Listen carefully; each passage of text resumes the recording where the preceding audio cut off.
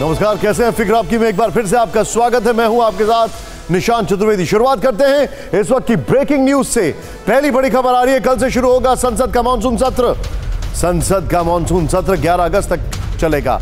Monsoon session में कुल 17 बैठकें होंगी।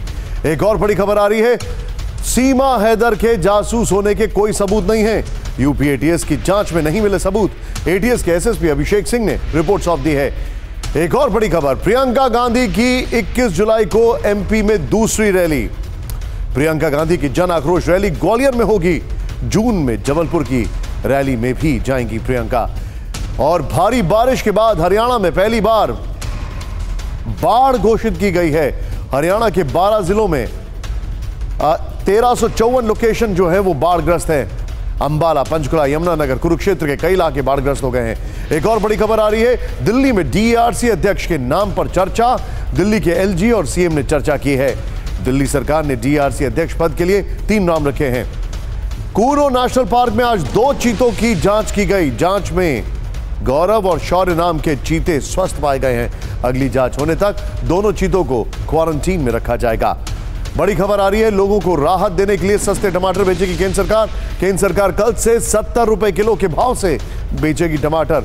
नेफेड के माध्यम से टमाटर बेचेगी केंद्र सरकार। और बजरंग विनेश को ट्रायल में छूट के फैसले को चुनौती है। ट्रायल से छूट का मामला दिल्ली हाईकोर्ट पहुंचा है। याचिका पर कल होगी सुनवाई। इस सब के बीच में आज जो बड़ी खबरें हम आपको दिखाने जा रहे हैं, हमारे 5 कर्टन रेजर खबरें क्या हैं, आइए वो देखते हैं। पहली खबर, यूपीए का नाम बदलकर इंडिया कर देने से क्या पॉलिटिकल नैरेटिव बदल जाएगा, आपको बताएंगे। इंडिया एंड भारत की राजनीतिक लड़ाई में आज क्या हुआ। दूसरी खबर, सीमा सचिन की कहानी में शाम ढलते ढलते ट्विस्ट आ गया है। क्या सीमा की घर वापसी होने वाली है, ये बताएंगे। तीसरी खबर, देश के 6 राज्यों में बाढ़ का कहर जो है वो बड़ा हैरान करने वाला है। हिमाचल प्रदेश फिर से डर गया है, जबकि इस बार महाराष्ट्र और गुजरात में भी भारी बारिश से त्राहिमाम है। चौथी खबर, कल ब्रजभूषण सिंह की दिल्ली की अदालत में पेशी है, लेकिन उससे पहले पहलवानों के दंगल जो है वो शुरू हो चुका है।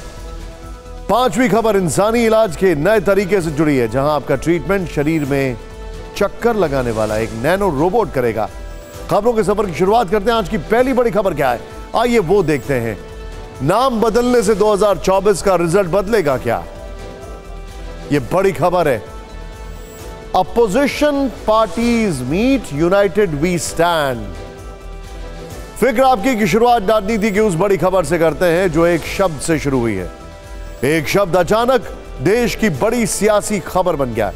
इस खबर की डिटेल बताएंगे आपको। उससे पहले आपको अंग्रेजी साहित्यकार विलियम शेक्सपियर के मशहूर ड्रामा रोमियो एंड जूलियट के एक कोट के बारे में बताना चाहते हैं।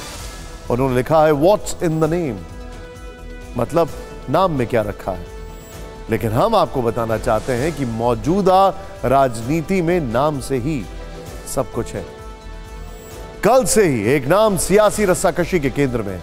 यह नाम है इंडिया, INDIA, इंडिया। विपक्षी गठजोड़ के इस नाम ने अचानक राजनीति को नया रंग दे दिया। कल बेंगलुरु में विपक्षी दलों ने अपने गठबंधन का नाम इंडिया यानी Indian national developmental inclusive alliance रखा। तब से इस नाम पर नूरा कुश्ती हो रही। विपक्ष से इंडिया जुड़ा तो बीजेपी के जो नेता हैं इस पर सवाल खड़े करने लगे। बीजेपी नेताओं ने इंडिया को अंग्रेजों से जोड़ा, इसे गुलामी की मानसिकता बताया। असम के मुख्यमंत्री हेमंता बिस्वा शर्मा ने ट्विटर पर लिखा, हमारी सभ्यता का संघर्ष इंडिया और भारत के आसपास रहा है। उन्होंने आगे लिखा, अंग्रेजों ने हमारे देश का नामकरण इंडिया किया, बीजेपी यानी भारत। इसी के साथ हेमंता बिस्वा शर्मा ने अपने ट्विटर बायो से इंडिया शब्द हटाकर भारत लिख दिया। इसी तरह बीजेपी नेता सुशील मोदी ने इंडिया शब्द पर आपत्ति जताई। कहा, नाम बदलने से चेहरा नहीं बदलता, इंडिया का मुकाबला तो भारत करेगा। सुशील मोदी ने कहा, पश्चिमी संस्कृति का अनुसरण करने वाले कुछ लोग इंडिया का प्रतिनिधित्व कर रहे हैं। बीजेपी के कुछ नेताओं ने इंडिया नाम पर सवाल खड़े किए तो विपक्षी नेता जवाब देने के लिए भारत सरकार की योजनाएं गिनाने लगे। देखते ही देखते प्रधानमंत्री नरेंद्र मोदी के पुराने भाषण राजनीतिक बहस का विषय बन गए।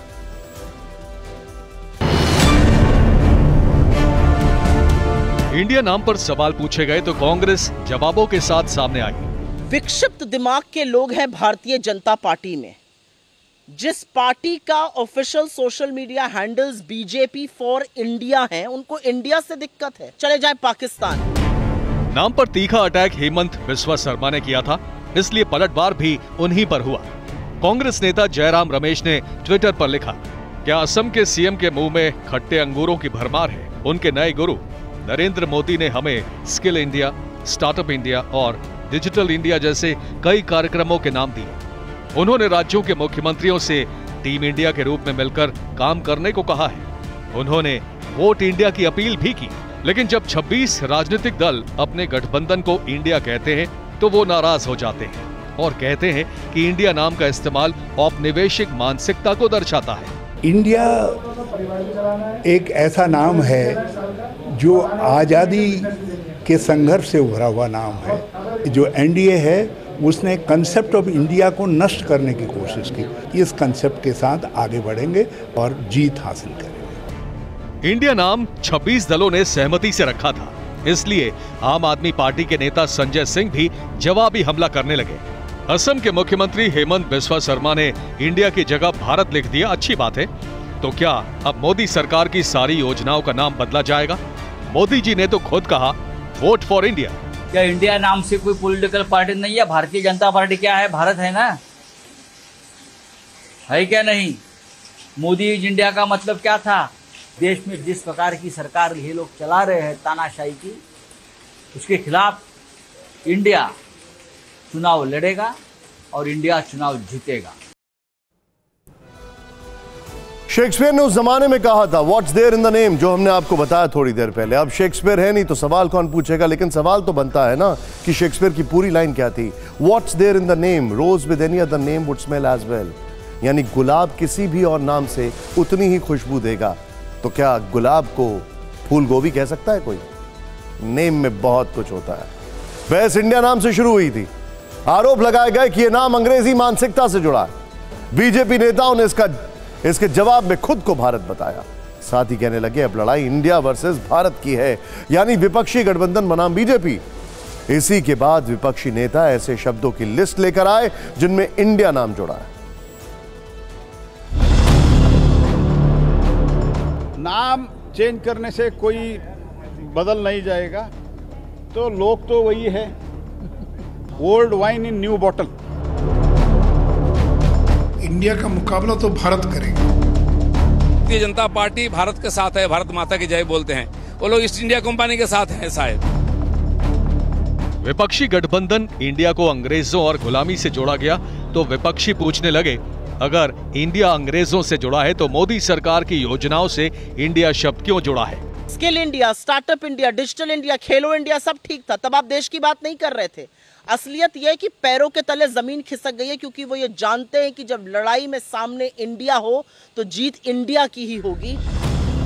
इसके बाद तो सरकार की तमाम योजनाओं के नाम गिनाने की होड़ लग गई। Startup India, digital India, skill India, make in India, Khelo India, जीतेगा इंडिया, बढ़ेगा इंडिया, बढ़ेगा इंडिया, शाइनिंग इंडिया।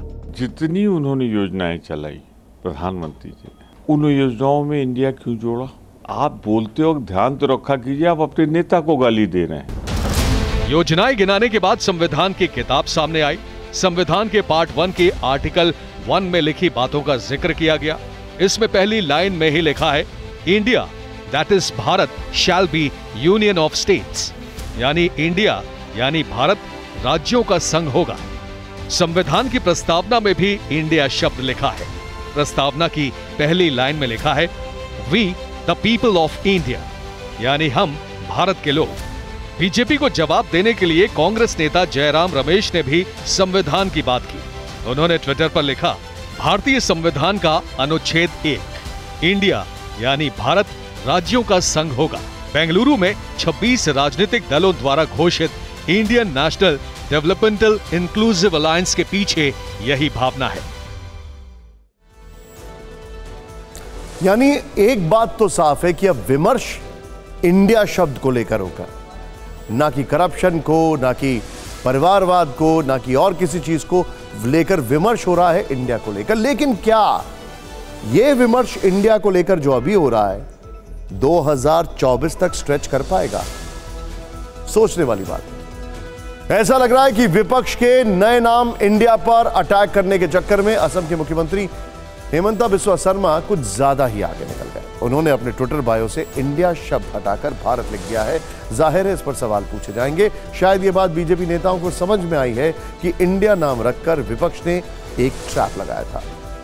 इसीलिए आज बीजेपी के आईटी डिपार्टमेंट के हेड अमित मालवीय ने जब नाम को लेकर विपक्ष पर वार किया तो उन्होंने इंडिया की बात नहीं की। अमित मालवीय ने नाम बदलने पर सवाल उठाए, लिखा कि नाम बदलने से नीयत नहीं बदलती। इसी के साथ उन्होंने एक वीडियो भी शेयर किया। बीजेपी के कुछ नेताओं ने वैसे एक छोटा सा सवाल है, मेरा भारत महान, ये नारा किसने दिया था? जरा याद करिए। बीजेपी के कुछ नेताओं ने इंडिया वर्सेस भारत की लड़ाई बनाने की कोशिश की। ऐसा लगता है कि विपक्षी दलों को इसका एहसास था, इसीलिए इसकी काट ढूंढने के लिए भी एक शब्द मैदान में उतार दिया गया है। विपक्ष ने अपनी टैगलाइन में भारत शब्द जोड़ दिया है। विपक्ष की टैगलाइन है जीतेगा भारत।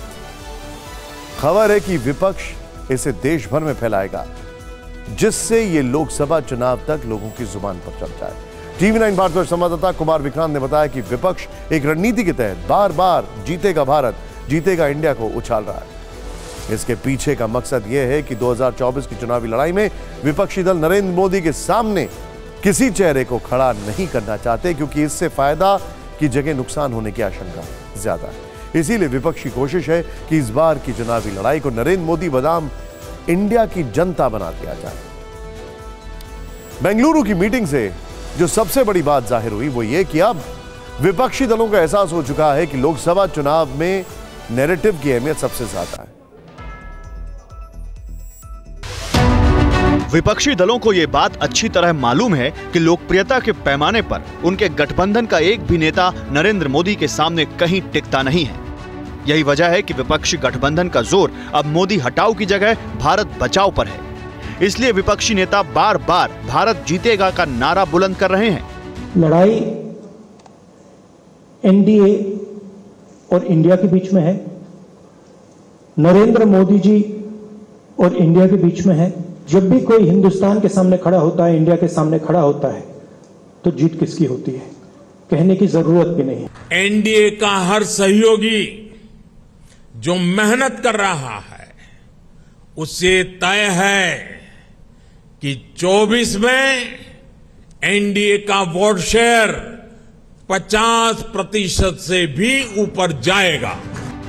विपक्ष इस बार बहुत सावधान है, क्योंकि उसके सामने 1971 के चुनाव की मिसाल भी है, जब विपक्षी दलों ने इंदिरा हटाओ का नारा दिया था, लेकिन तब इंदिरा गांधी ने गरीबी हटाओ के नारे से विपक्ष की हवा निकाल दी थी।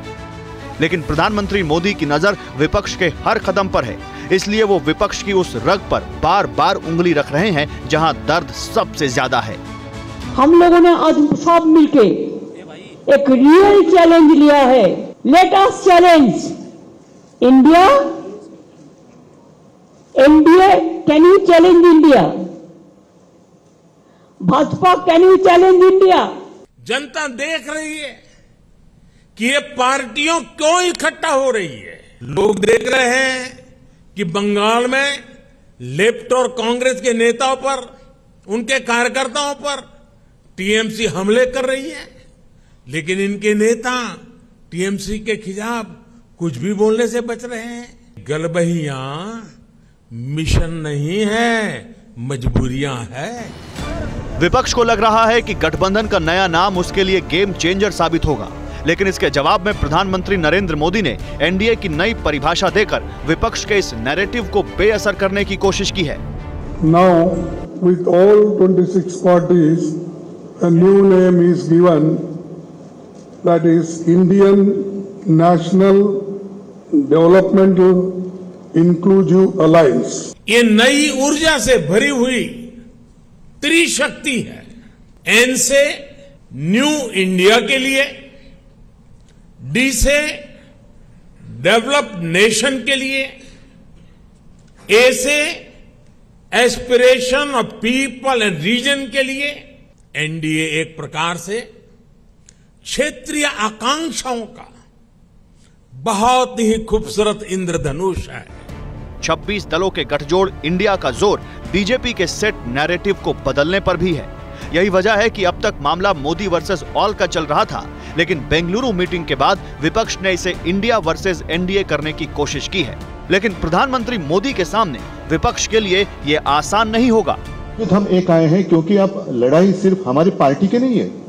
कुछ लोगों को ऐसे लग रहा है कि परिवार के लिए लड़ाई लड़ रहे हैं। हाँ, देश हमारा परिवार है और इस परिवार के लिए हम लड़ रहे हैं। देश ही हमारा परिवार है। जैसे एक जमाने में आजादी की लड़ाई हुई थी, तो अब आजादी खतरे में आई है।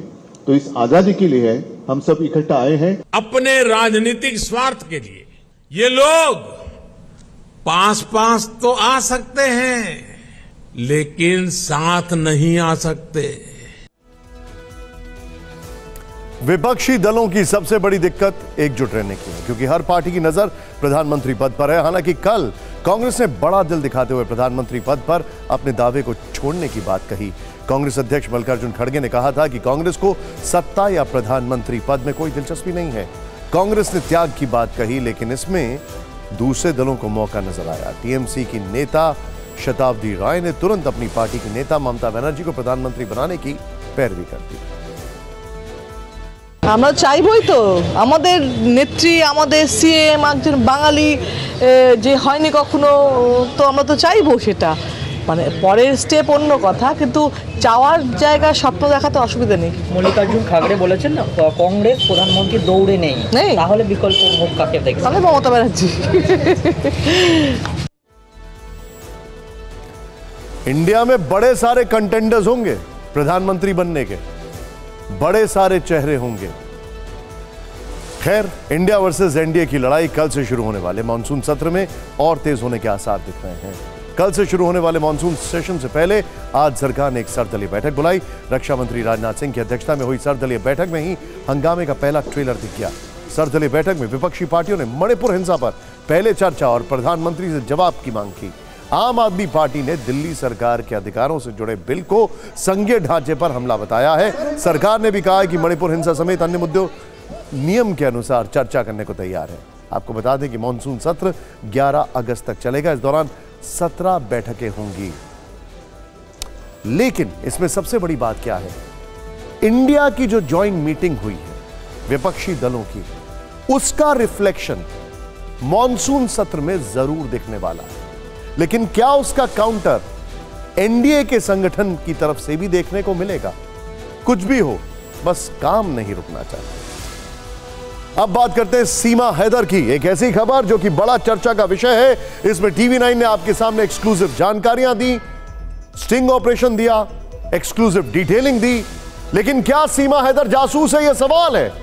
क्या उसे पाकिस्तानी खुफिया एजेंसी आईएसआई ने इंडिया में प्लांट किया? ऐसी खबरें लगातार चल रही हैं और लोग जानना चाहते हैं कि आखिर सीमा हैदर का अंजाम क्या होने वाला है। इस सिलसिले में टीवी9 भारतवर्ष आपको बेहद खास जानकारी दे रहा है। अगले 3 मिनट ध्यान से देखिएगा। यूपी एटीएस सीमा हैदर से लगातार पूछताछ कर रही है। एटीएस का कहना है कि अब तक तहकीकात में सीमा के जासूस होने के पक्के सबूत नहीं मिले हैं। पक्के सबूत। यह प्रेम प्रसंग का ही मामला लग रहा है, इसीलिए उम्मीद है कि सीमा को पाकिस्तान डिपोर्ट कर दिया जाए। सीमा को डिपोर्ट करने की प्रक्रिया भी शुरू हो गई है। नहीं, अभी इतनी जल्दी ये मामला 2 राष्ट्रों के बीच जुड़ा हुआ है। इसमें जब तक पर्याप्त साक्ष्य नहीं मिल जाते कुछ भी कहना उचित नहीं। किस बिंदु पर जांच हो रही, क्या? नहीं, वो तो जब एक बार वो जेल जा चुकी है, उसके बाद बेल पे है। अब उसके बाहर भेजने की जो विधिक प्रक्रिया है उस हिसाब से कार्रवाई चल रही है। क्या बाहर भेजा जाएगा सर? अब सचिन का क्या होगा? सीमा और सचिन की प्रेम कहानी का क्लाइमैक्स क्या होगा? 4 बच्चों के साथ क्या सीमा को पाकिस्तान लौटना होगा? इस सवाल का सीधा जवाब है इसी साल फरवरी की घटना। आपको याद होगा कि साल 2020 में पाकिस्तान की लड़की इकरा और प्रयागराज के मुलायम सिंह को ऑनलाइन लूडो खेलते प्यार हुआ और दोनों शादी करके बेंगलुरु में रहने लगे। पुलिस को तब भी जासूसी का शक हुआ, लेकिन जांच की गई तो मामला प्रेम प्रसंग का निकला और आखिरकार इकरा को पाकिस्तान भेज दिया गया। इसी तरह अगर सीमा जासूस नहीं हुई तो उसे भी पाकिस्तान जाना होगा। सीमा से पूछताछ के बाद यूपी एटीएस ने जो ब्रीफ नोट तैयार किया है उसमें भी शुरुआती तौर पर प्यार का एंगल ही दिख रहा है। नोट में यह लिखा गया है कि सीमा को उसका पति गुलाम हैदर सऊदी अरब से हर महीने 70 से 80 हजार रुपए भेजता है। मकान का किराया और बच्चों की फीस देने के बाद 20 से 25 हजार रुपए बच जाते थे। इन्हीं पैसों से सीमा ने 2 कमेटी डाल रखी थी जिससे उसे 2 लाख रुपए मिले। उसे सालाना करीब 4 से 5 लाख रुपए की बचत होती थी। अपनी बचत और रिश्तेदारों की मदद से उसने 12 लाख का मकान खरीदा। फिर 3 जनवरी 2022 को उसने इसे बेच दिया क्योंकि उसे सचिन के पास भारत आना था। इसी मुद्दे पर हमने कुछ देर पहले उत्तर प्रदेश के डिप्टी सीएम ब्रजेश पाठक से बातचीत की। उन्होंने साफ कहा कि मामला संवेदनशील है और अभी भी सीमा मामले में जांच जारी है। आइए देखते हैं। मामला बहुत ही संवेदनशील है, देश की सुरक्षा से जुड़ा है, इसलिए बहुत ही उच्च स्तरीय जांच हो रही है और जांच बिंदुओं को भी स्पष्ट कर दिया गया है। हर स्थिति में उत्तर प्रदेश में हम कानून व्यवस्था से खिलवाड़ करने की अनुमति किसी को नहीं देंगे। हम और सतर्कता के साथ आगे बढ़ रहे हैं। प्राइमा फेसिया ये मामला प्रेम प्रसंग का लग रहा है, लेकिन प्राइमा फेसिया इस मामले पर अगर यकीन करें तो आतंकी भी ये मॉडस ऑपरेंडी अपना सकते हैं और हम आंख बंद करके बैठे नहीं रह सकते। सीमा का इंडिया में प्रवेश नेपाल के रास्ते हुआ था। वो वहां जिस होटल न्यू विनायक में ठहरी थी उसमें कमरा सचिन ने बुक किया था।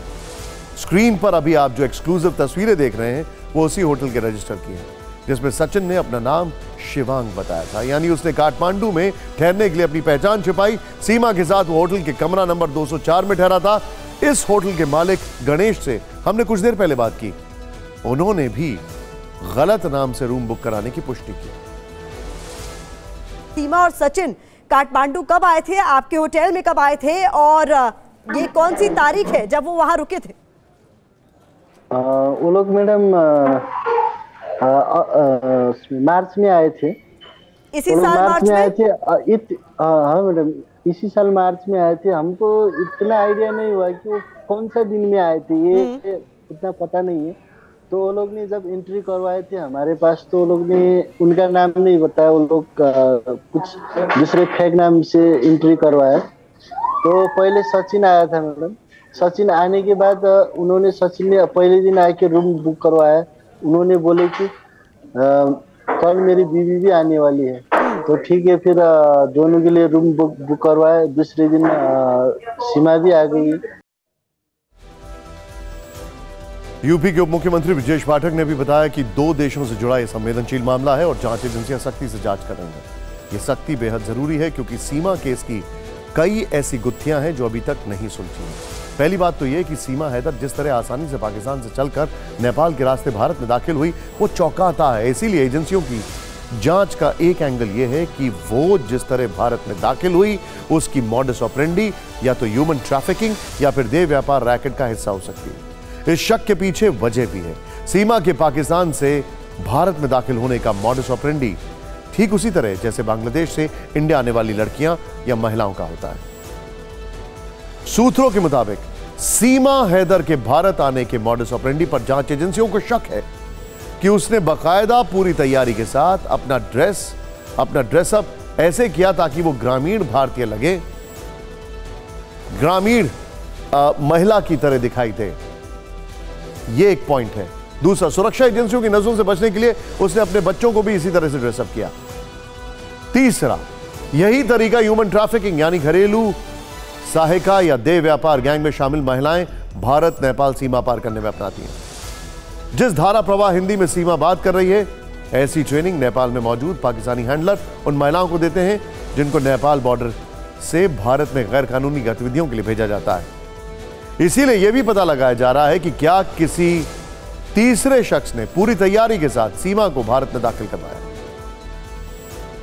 यूपी एटीएस ने सीमा से करीब 20 घंटे तक पूछताछ की। मंगलवार को एटीएस के एसएसपी खुद मौजूद रहे। सीमा से सवालों की लंबी लिस्ट है, लेकिन टीवी9 के पास उन 7 सवालों की एक्सक्लूसिव जानकारी है जिन पर सीमा की बोलती बंद हो गई। पहला सवाल, सिम नहीं फिर भी तीसरा फोन क्यों रखा? दूसरा सवाल, फोन का डेटा डिलीट क्यों किया? तीसरा सवाल, नेपाल के रास्ते भारत आने की जानकारी कैसे मिली? चौथा सवाल, पाकिस्तान से भारत आने के बाद 12 लाख रुपए कहां खर्च किए? पांचवा सवाल, अलग अलग नाम से प्रोफाइल क्यों बनाई? छठा सवाल, सेना के अधिकारियों को फ्रेंड रिक्वेस्ट क्यों भेजा? सातवां सवाल, नोएडा के रबुपुरा गांव तक पहुंचने में किन लोगों की मदद की? यूपी एटीएस को जांच के दौरान सीमा के तीसरे फोन का सुराग मिला। इस फोन के बारे में जब उससे सवाल हुए तो वो कोई जवाब नहीं दे पाई। शक है कि इसमें उसके कई राज हो सकते हैं, इसलिए एजेंसी डेटा खंगाल रही है। सवालों से सामना के सिलसिले में सीमा तब भी फंस गई जब उससे पूछा गया कि फोन कैसे टूटा और उसने मई से पहले सारा डेटा क्यों डिलीट कर दिया। नेपाल रूट से आने के सवाल पर तो उसके होश ही उड़ गए। सीमा को नेपाल के बारे में इतना कैसे पता है? सीमा कैसे जानती थी कि नेपाल के रास्ते भारत में दाखिल हो सकती है? इस बारे में जब सीमा से पूछताछ की गई तो उसने कई बार जांच एजेंसियों को बरगलाने की कोशिश की। यही नहीं, पाकिस्तान से भारत तक आने में 12 लाख रुपए उसने खर्च किए। एजेंट के जरिए टिकट बुक करवाया। वो पहले से कहती रही है कि उसने घर बेचकर पैसे जुटाए। सीमा हैदर भले ही प्रॉपर्टी बेचने की बात करे, लेकिन उसे ये क्यों नहीं पता कि उसने किसी और कितने में अपनी प्रॉपर्टी बेची। चैटिंग के लिए भी उसने इंग्लिश यानी हिंदी और अंग्रेजी का इस्तेमाल किया। TV9 भारतवर्ष को दिए अपने एक्सक्लूसिव इंटरव्यू में सीमा ने बताया कि उसने हिंदी और इंग्लिश जेल में बोलना सीखा था, लेकिन सूत्रों के मुताबिक जिस तरीके से वो सवालों के जवाब दे रही है उससे कहीं ना कहीं ये साफ जाहिर होता है कि वो कोई स्क्रिप्ट पढ़ रही है। इस कारण सीमा पर यह शक गहरा रहा है कि क्या पाकिस्तान में उसको भाषा की ट्रेनिंग दी गई। हालांकि TV9 के सामने उसका यह दावा कि वो एजेंट नहीं बल्कि सचिन की सच्ची प्रेमिका है। पाकिस्तानी कह रहे हैं इंडिया की जासूस है, इंडिया कह रहे हैं पाकिस्तानी जासूस है। जो भी हूँ पुलिस पता लगा लेगी और सच सामने आ जाएगा। और प्लीज मुझे इतना ज्यादा टॉर्चर मत करे, उल्टी सीधे सवाल मत करे। मैं थक गई हूँ 3 दिनों से बोल बोल के, मेरा गला भी नहीं बोले ही नहीं जा रहा मुझसे। सीमा बेशक इंकार करे, लेकिन यूपी एटीएस ने जब सैन्य अधिकारियों को सोशल मीडिया पर रिक्वेस्ट भेजने से जुड़ा सवाल पूछा तो वो गोलमोल जवाब देने लगी। कहने लगी उसे पता ही नहीं था कि वो भारतीय सेना से हैं। लेकिन इस सबसे दूर अब एक और खबर की ओर रुख करते हैं। अब खबर मानसून की बारिश की। सबसे पहले आप देश के कुछ हिस्सों में हो रही जबरदस्त बारिश और उससे हुई मुश्किल की कुछ तस्वीरें देखिए आप।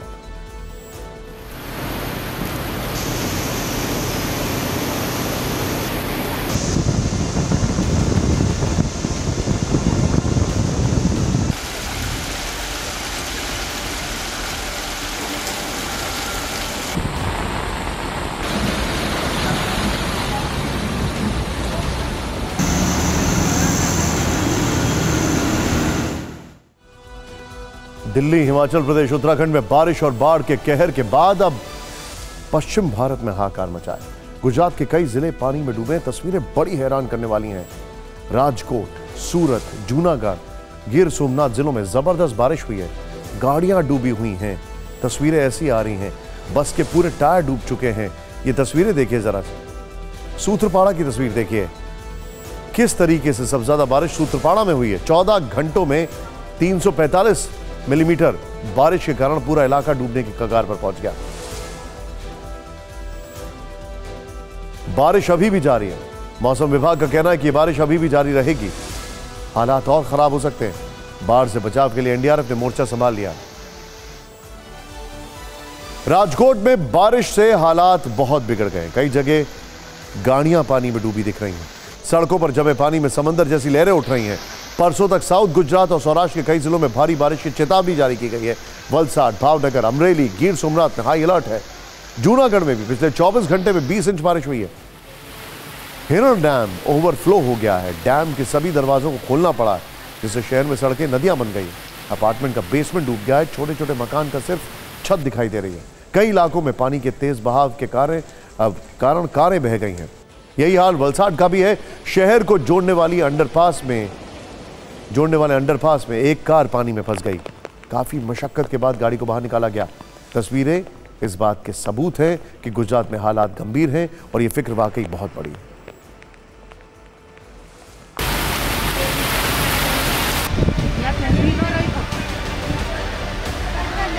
पिछले 2 दिनों से भारी बारिश हो रही है।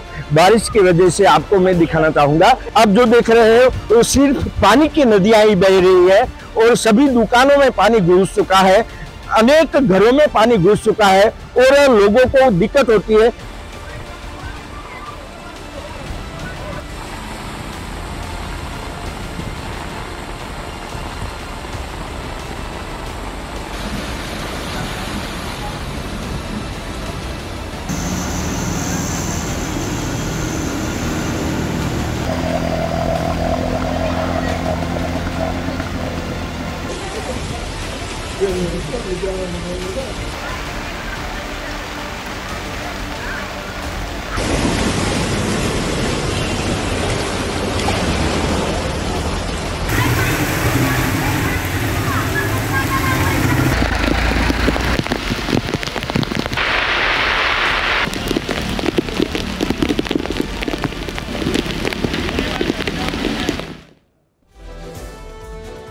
मैदानी इलाकों से लेकर पहाड़ तक कुदरत का कहर कम होने का नाम नहीं ले रहा। गुजरात के साथ महाराष्ट्र, हिमाचल प्रदेश और जम्मू कश्मीर में त्राहिमाम है।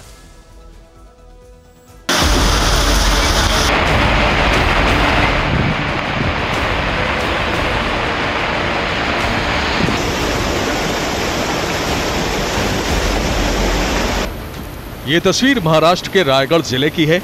यहाँ उल्हास नदी, कालू नदी और मुरबाड़ी नदी पूरे उफान पर हैं। सावित्री नदी का जलस्तर भी खतरे के निशान के ऊपर है। कई जगहों पर तो पानी सड़क पर आ गया है, कई रास्तों को बंद कर दिया गया है। यहाँ हालात इतने बदतर हो गए हैं कि रायसानी पुलिस स्टेशन तक में पानी घुस गया है।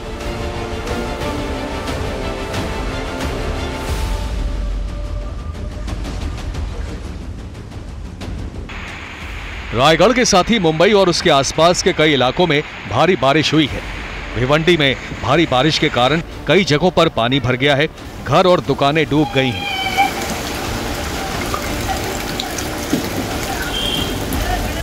बसई, विरार और नाला सोपारा में तो पिछले 2 दिनों से इतनी बारिश हुई है कि कई जगहों पर 4-4 फुट पानी जमा है।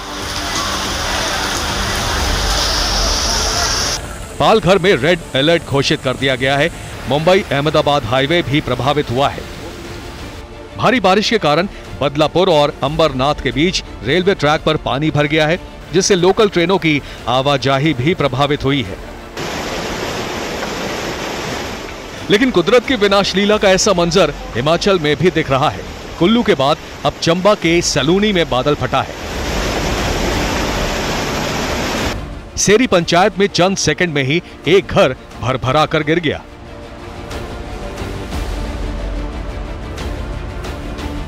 राहत की बात है कि इस घर में रहने वाले सभी लोग बाल बाल बच गए, लेकिन बाढ़ की वजह से यहां 2 गाड़ियां बह गईं। तस्वीरों से ऐसा लग रहा है मानो सैलाब से हर तरफ सिर्फ तबाही, तबाही और तबाही मची है। जम्मू कश्मीर में भी पिछले 2 दिनों से लगातार बारिश हो रही है। भारी बारिश के कारण तापी नदी का जल स्तर बढ़ गया है, जबकि कठुआ में बारिश के कारण घर ढहने से 5 लोगों की मौत हो गई है। सैलाब से कठुआ में एक पुल धंस गया है, जिससे जम्मू पठानकोट नेशनल हाईवे पर आवाजाही पूरी तरह से बंद है। खबर तो यह भी आ रही है कि हरियाणा के फतेहाबाद में एक गांव में बाढ़ को लेकर ऐसा विवाद हुआ गांव वालों में सड़क तोड़ने को लेकर कि गोली चल गई। 100 से ज्यादा लोगों के ऊपर मामला दर्ज कर लिया गया। करीब करीब आधे हिंदुस्तान में इस वक्त सैलाब है। यमुना के जल स्तर ने तो पिछले सभी रिकॉर्ड तोड़ दिए हैं। बाढ़ का पानी 45 साल में पहली बार ताजमहल तक पहुंच गया। 2 फीट तक स्मारक की दीवारें पानी में हैं। ऐसे में सवाल पूछे जाने लगे कि क्या बाढ़ के पानी से ताजमहल को कोई नुकसान नहीं पहुंचा, क्योंकि ताजमहल की दीवार तक यमुना का पानी इससे पहले 1978 में पहुंचा था।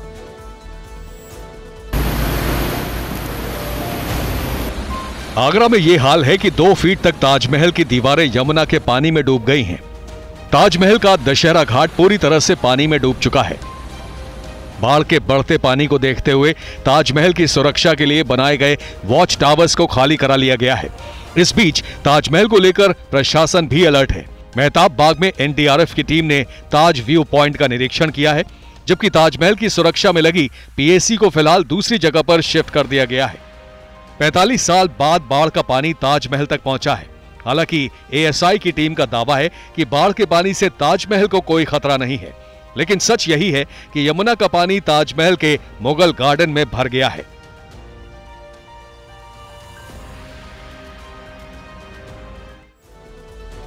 एक तरफ बाढ़ का कहर है, जिससे कई लोगों की जान जा चुकी है, तो दूसरी तरफ उत्तराखंड के चमोली में आज एक बहुत बड़ा हादसा हो गया। चमोली में नमामि गंगे प्रोजेक्ट की साइट पर अचानक करंट फैल गया। इस दौरान हादसे में 15 लोगों की मौत हो गई, कई लोग झुलस गए।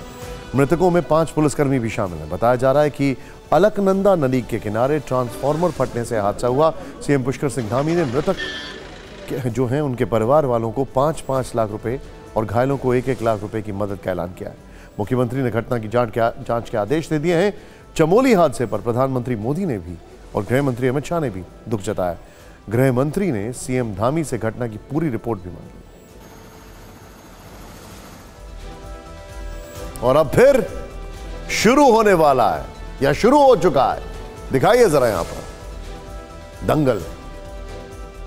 फिक्र उस खेल की जिसमें आज फिर एक नए विवाद का सामने आना चिंता का विषय है।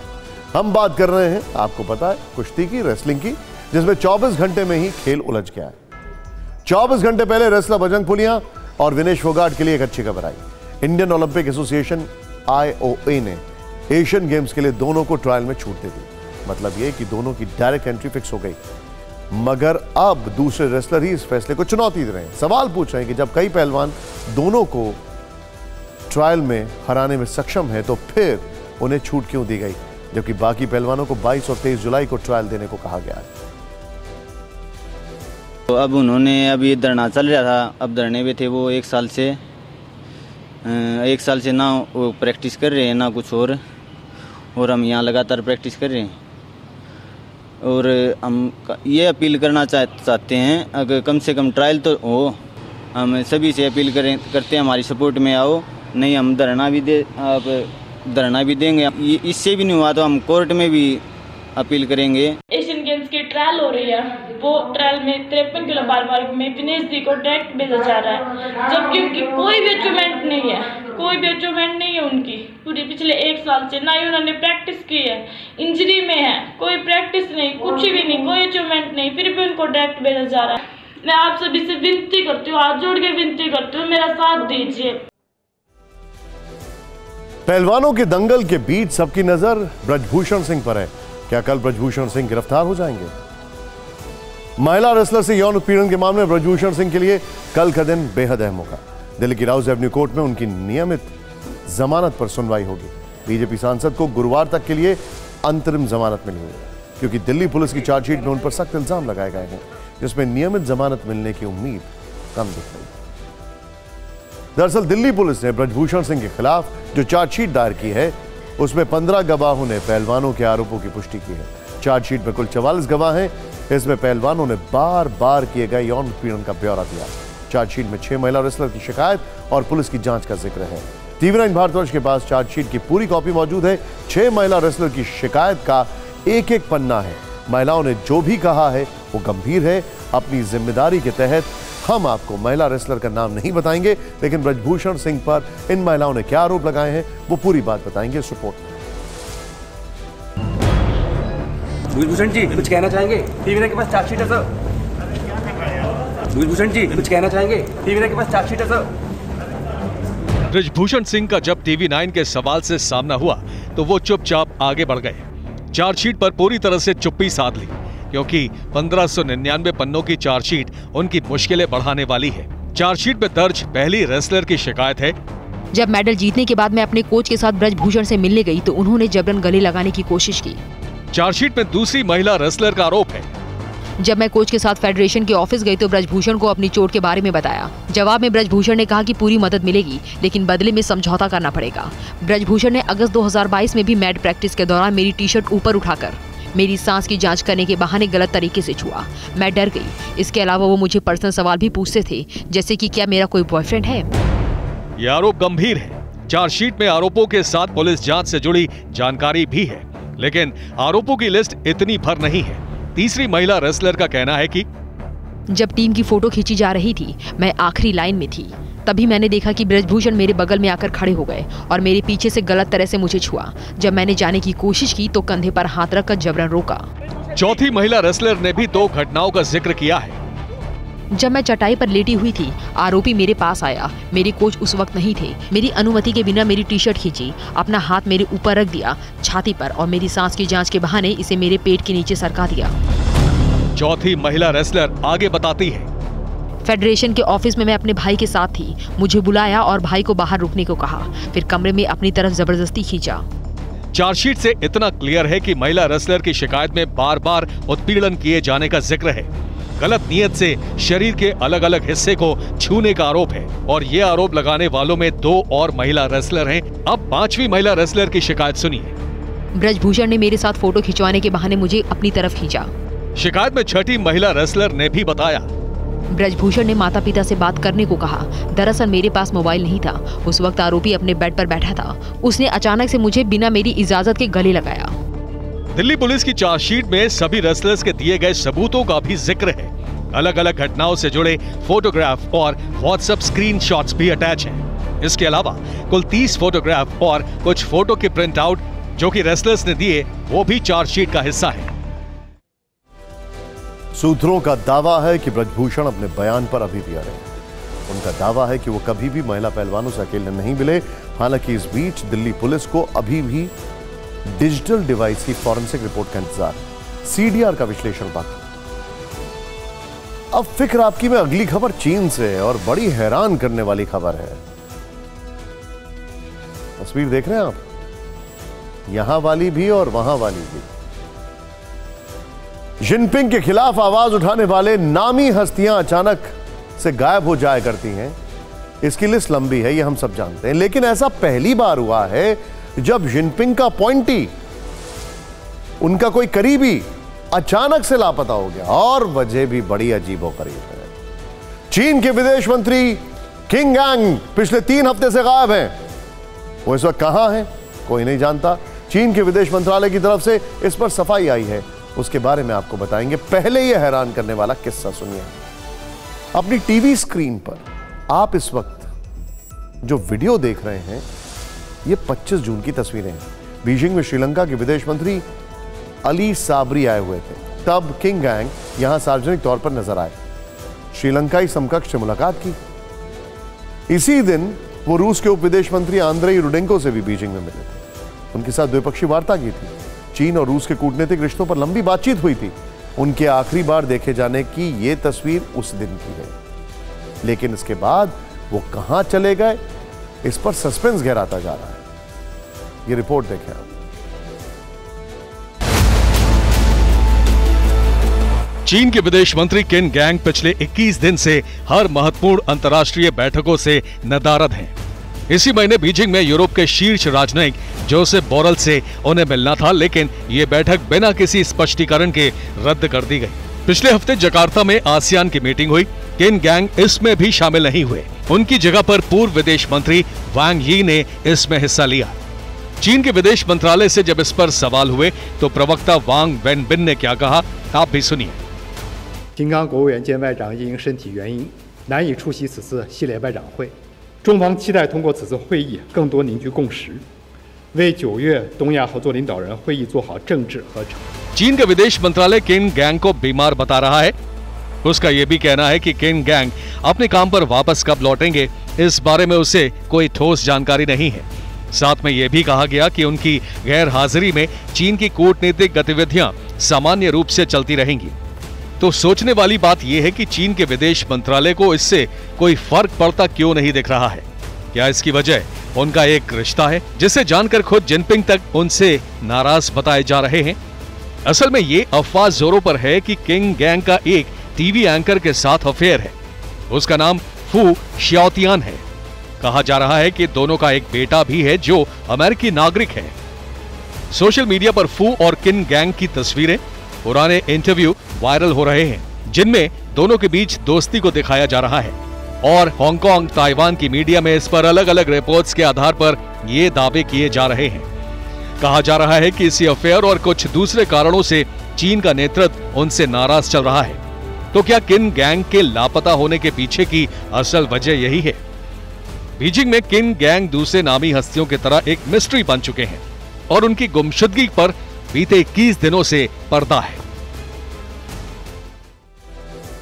अब इस बात को आप यूं समझें कि हमारे विदेश मंत्री एस जयशंकर की अभी कुछ दिन पहले इनसे पहले वाले विदेश मंत्री वांग यी से मुलाकात हुई। इनसे नहीं हुई है, ये शायद पिछले हफ्ते की बात है। अब इनसे मुलाकात कैसे होगी जब ये गायब हो गए?